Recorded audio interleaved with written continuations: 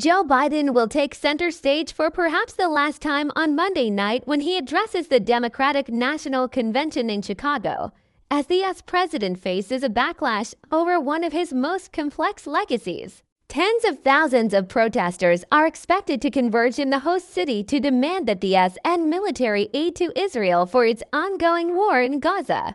Activists have branded Biden genocide and called for the vice president, Kamala Harris, to change course. On the conventional stage, speakers will range from Hillary Clinton, a former Secretary of State who backs Biden's Gaza policy, to Congresswoman Alexandria Ocasio-Cortez, a progressive star who has criticized the administration and called for a ceasefire.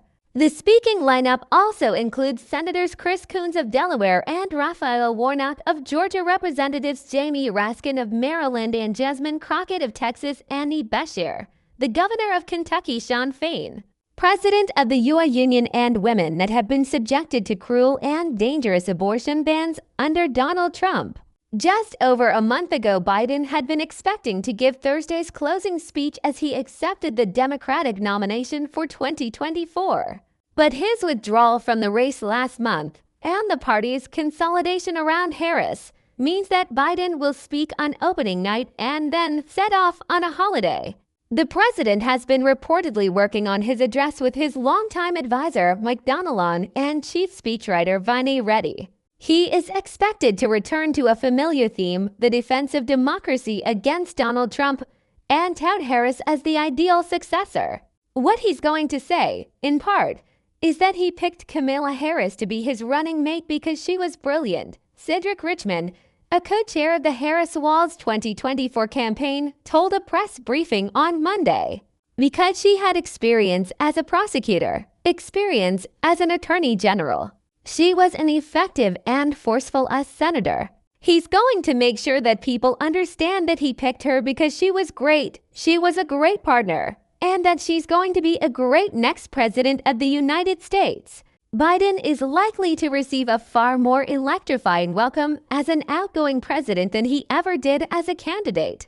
The convention will honor his half-century career in politics as senator, vice president, and president, with the First Lady, Jill Biden, among those paying tribute. Harris is likely to join Biden on stage. Coons, a close Biden ally, told reporters, "I'm excited that we're kicking off our campaign by celebrating just how much Joe Biden got done at home and abroad. He's got a longer record of accomplishment than we could possibly celebrate tonight, but I'm grateful to play some small part in doing it."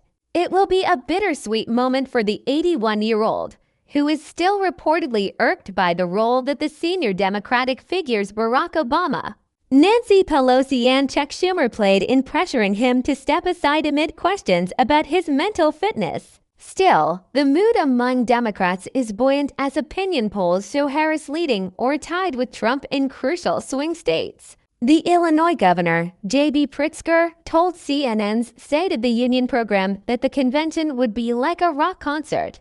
A-list stars are likely to inject further energy. Wiley Nickel, a congressman from North Carolina who was with Harris in Raleigh last Friday when she unveiled her economic policy agenda, said in a phone interview, "The feeling is like it was back in 2008 when I worked for President Obama. People are incredibly excited. They're focused on the issues instead of Joe Biden's age. When we have a campaign focused on the issues, we're going to win." But the party is eager to avoid any repeat of their Chicago convention in 1968, when anti-Vietnam War protests and a police riot led to scenes of chaos that stunned the nation and contributed to the party's defeat in November. The death toll in Gaza has exceeded 40,000, according to the health ministry there. The biggest protest group, the Coalition to March on the DNC, has planned demonstrations on Monday and Thursday to coincide with Biden and Harris's speeches. Organizers say they expect at least 20,000 activists to demonstrate, including students who protested against the war on college campuses. The switch at the top of the ticket has given some activists pause, but others contend that Harris is part of the Biden administration and so complicit. Her speech on Thursday will be watched closely for signs that she is willing to take a harder line against the Israeli Prime Minister, Benjamin Netanyahu.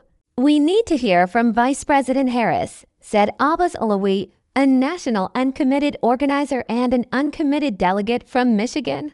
"We need a plan."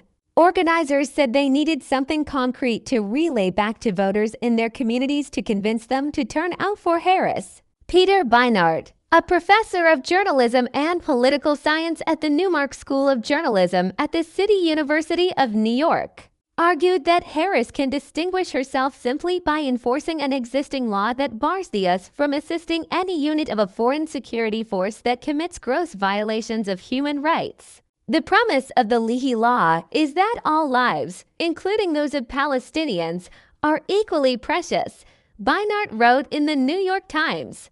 Kamala Harris can show, finally, that a major party nominee for president agrees. The convention will draw an estimated 50,000 people to America's third biggest city, including delegates, activists, and journalists. Security will be tight, with street closures around the convention center, while police have undergone de-escalation training.